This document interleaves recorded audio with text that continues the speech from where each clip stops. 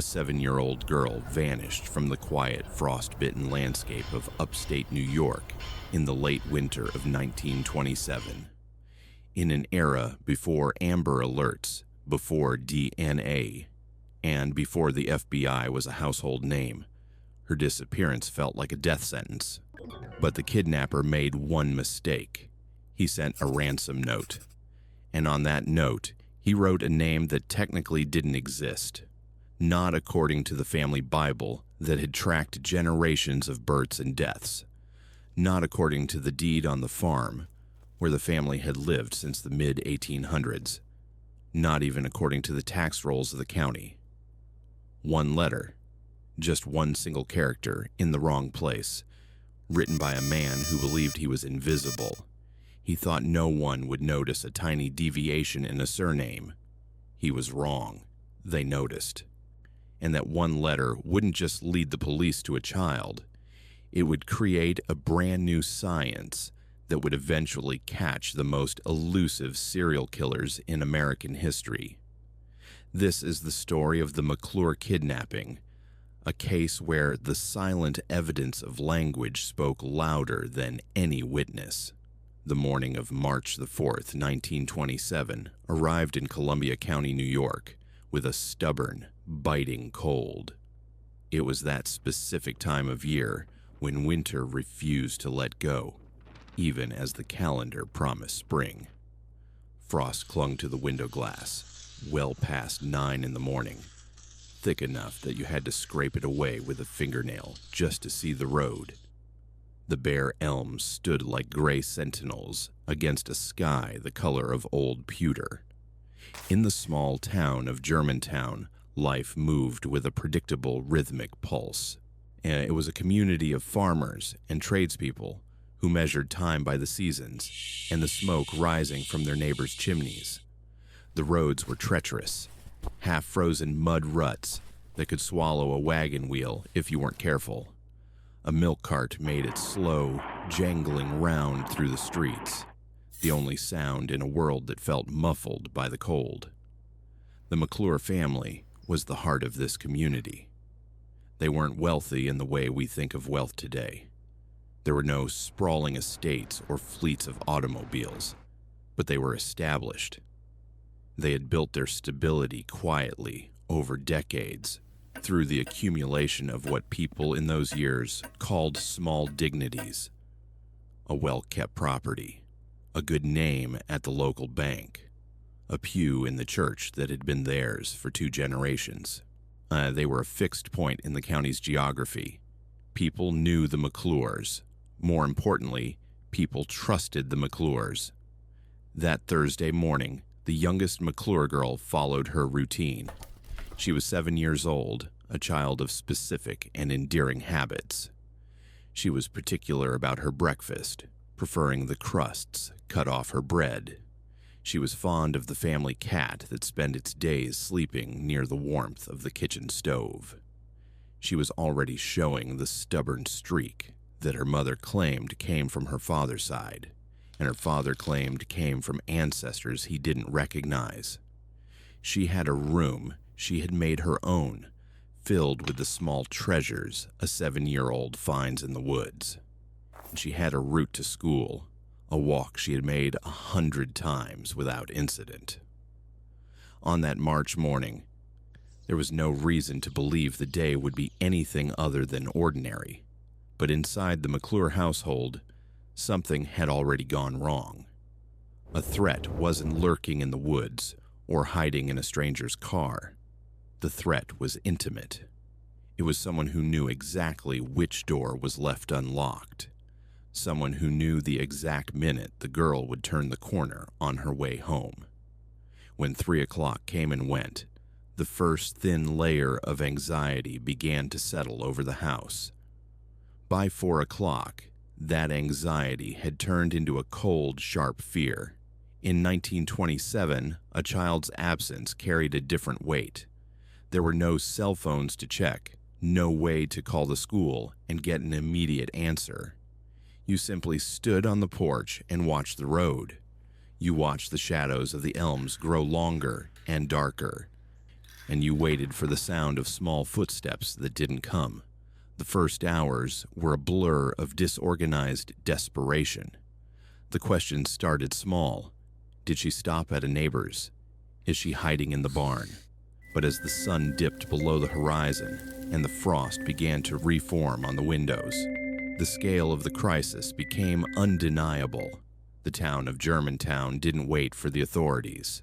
In a community like this, everyone's business was everyone's business. Men finished their chores early, lit their lanterns, and met at the McClure gate. They divided the roads into sections. They walked the mud-choked paths, calling her name into the biting wind. The light from dozens of lanterns flickered through the bare trees, a haunting visual of a town trying to hold back the dark. Inside the McClure home, and the silence was worse than the wind outside. It was the silence of a household that has begun to notice the wrongness of a missing presence, but hasn't yet allowed itself to name the possibility of a crime. They waited. They watched the clock, and they realized that the quiet order they had spent years building was being dismantled 1 second at a time. The following morning, the answer finally arrived. It didn't come in the form of a witness or a found shoe. It came in a plain envelope delivered with the morning mail. It was a ransom note. The sheriff of Columbia County was called immediately. In 1927, the sheriff didn't arrive with a forensic team or a mobile command unit. He arrived with a notebook, a magnifying glass, and a lifetime of knowing the people on his beat. He cleared a space on the kitchen table and laid out the note. It was brief. The demand was calibrated, a sum of money that was significant, but just within the family's reach. This was the first clue. Whoever wrote this didn't ask for $1 million. They asked for exactly what the McClures could potentially scrape together. The writer knew their bank account. They knew their assets. They knew when the family was most vulnerable. But it was the address on the envelope that stopped the sheriff's breath. The note wasn't addressed to the girl's father. It wasn't addressed to the McClure family. It was addressed with complete and unwavering specificity to a man named Duncan McLure. To an outsider, the name on the envelope looked correct. To the mail carrier, it looked correct. But to the sheriff, who had spent years looking at county records, it was a glaring, flashing red light. The McClure family spelled their name M-C-C-L-U-R-E, 2 capital letters. That was the official spelling. It was on the deed to the farm. It was on the tax rolls. It was in the family Bible. Every child in that house was taught to write it that way from the moment they could hold a pencil. In 1927, your name was your identity. You didn't misspell it. But Duncan, the girl's uncle, her father's brother, was different. At some point in his adult life, Duncan had adopted a private vanity. He had started spelling his own name, M-C-L-U-R-E.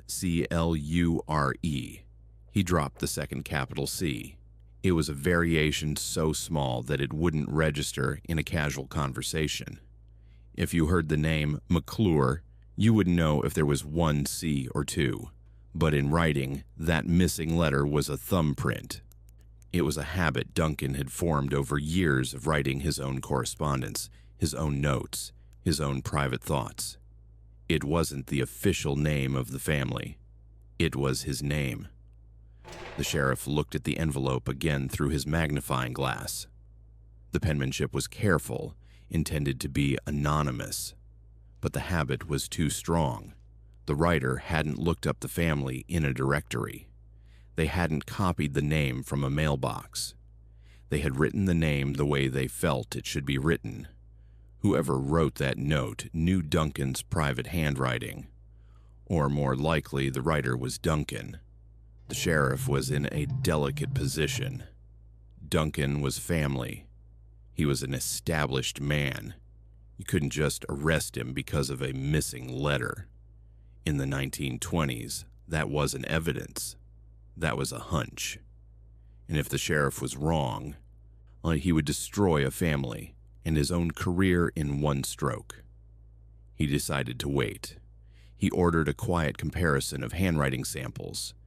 He looked at Duncan's old letters and tax filings. And every time the result was the same. Duncan always dropped that second capital C. The sheriff also began to map the geography of the crime. The girl had vanished between the school and the house. Duncan lived close by. He knew the shortcuts through the woods. He knew when the neighbors were in their barns and when the road was empty.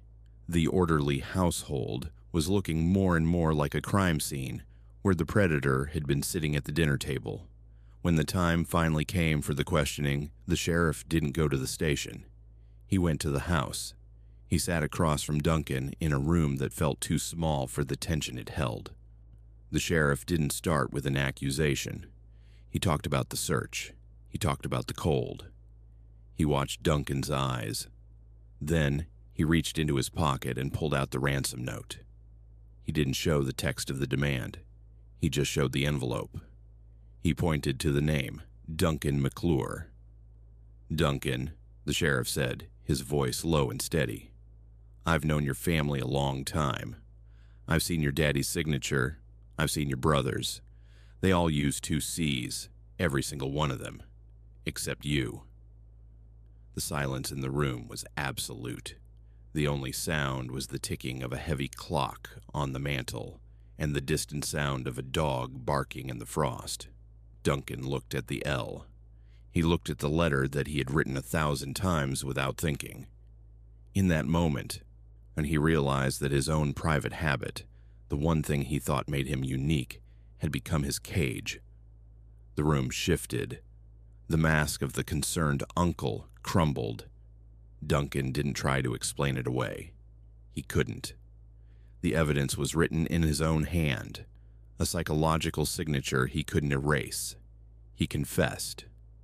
Duncan led the deputies to a small, isolated cabin deep in the Columbia County woods. It was a place he had known since he was a boy, a place where he thought the world couldn't reach him. As the sheriff's men broke down the door, the tension was at a breaking point. Would they find a victim, or would they find a tragedy? They found her. She was cold, she was terrified, and she was confused, but she was alive. The rescue of the girl was a moment of pure, unadulterated relief for Germantown. But for the legal system, and the real work was just beginning. They had a confession, yes, but they also had something else, a piece of evidence that had never been used in a high-stakes criminal trial before. When the case of Duncan McLure went to trial, the courtroom was packed. People traveled from across the county to see the man who had betrayed his own blood. But the legal community was watching for a different reason. The defense attorney was sharp. He knew that confessions can be challenged.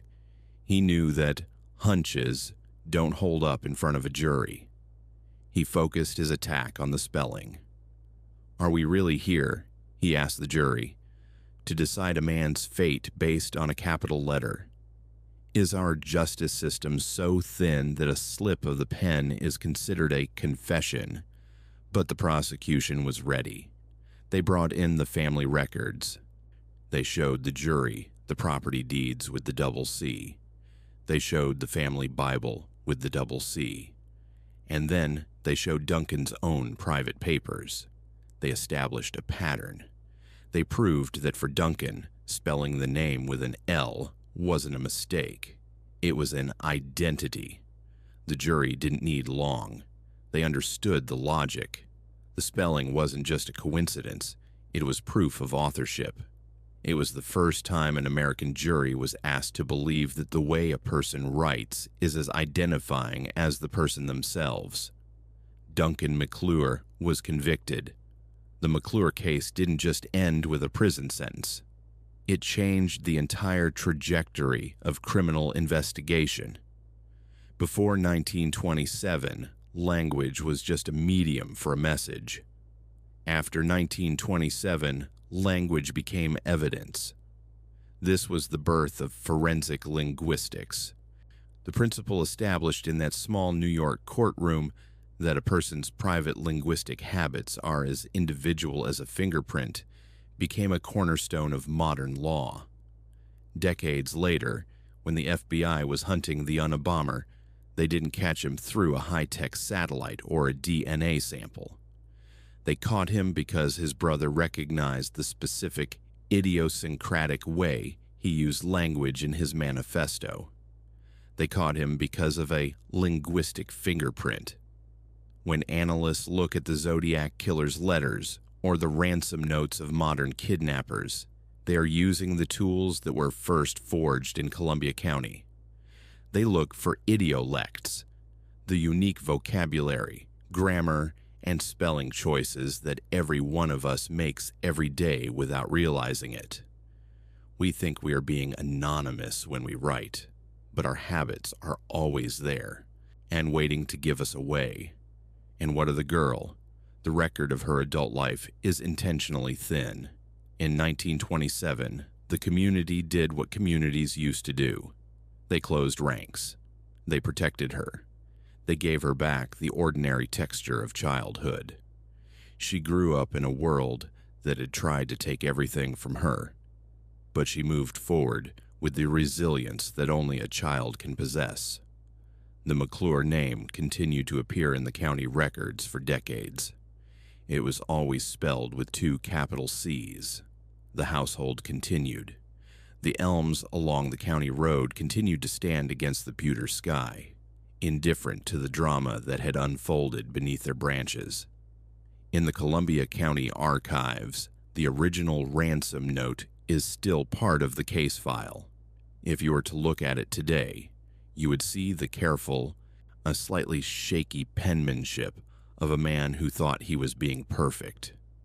You would see the demand for money that was never spent.